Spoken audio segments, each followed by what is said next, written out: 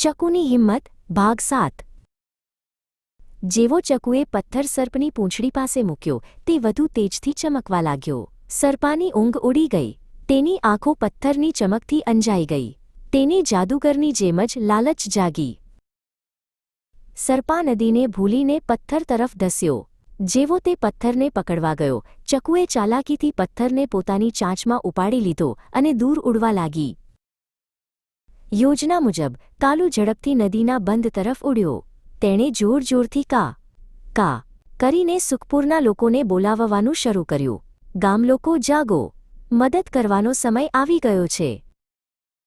શરૂઆતમાં ગામલોકો ડરી ગયા, પણ પછી તેઓએ કાલુની હિંમત જોઈ અને દૂરથી ચકુનો અવાજ સાંભળ્યો। તેમનામાં હિંમતનો સંચાર થયો। તેઓ કોદાળી, પાવડા અને જે કંઈ મળ્યું તે લઈને બહાર આવ્યા।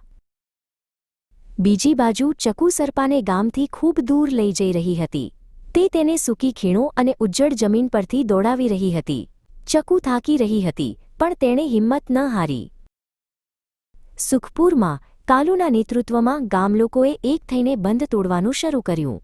તેઓ સખત મહેનત કરી રહ્યા હતા। તેમના ચહેરા પર પરસેવો હતો, પણ આંખોમાં આશા હતી। આખરે એક મોટા કડાકા સાથે બંધ તૂટી ગયો। સૂકી નદીમાં પાણીનો પ્રવાહ ફરી વહેવા લાગ્યો। ગામલોકો ખુશીથી નાચી ઉઠ્યા। દૂર સર્પાએ નદીના વહેવાનો અને ગામલોકોની ખુશીનો અવાજ સાંભળ્યો। તે સમજી ગયો કે તેની સાથે છેતરપિંડી થઈ છે। તે ગુસ્સામાં પાછો ફર્યો અને પથ્થરનો પીછો કરવાનું છોડી દીધું। ચકુ થાકેલી પણ સફળ સર્પાને પાછો ફરતો જોઈ રહી।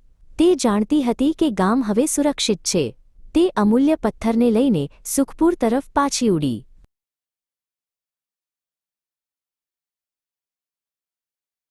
જ્યારે ચકુ સુખપુર પાછી ફરી ત્યારે આખું ગામ તેની રાહ જોઈ રહ્યું હતું। નદી ફરીથી વહેતી હતી અને લોકોના ચહેરા પર ખુશી હતી। સૌએ ચકુ અને કાલુનો આભાર માન્યો। પણ હવે સર્પા શું કરશે?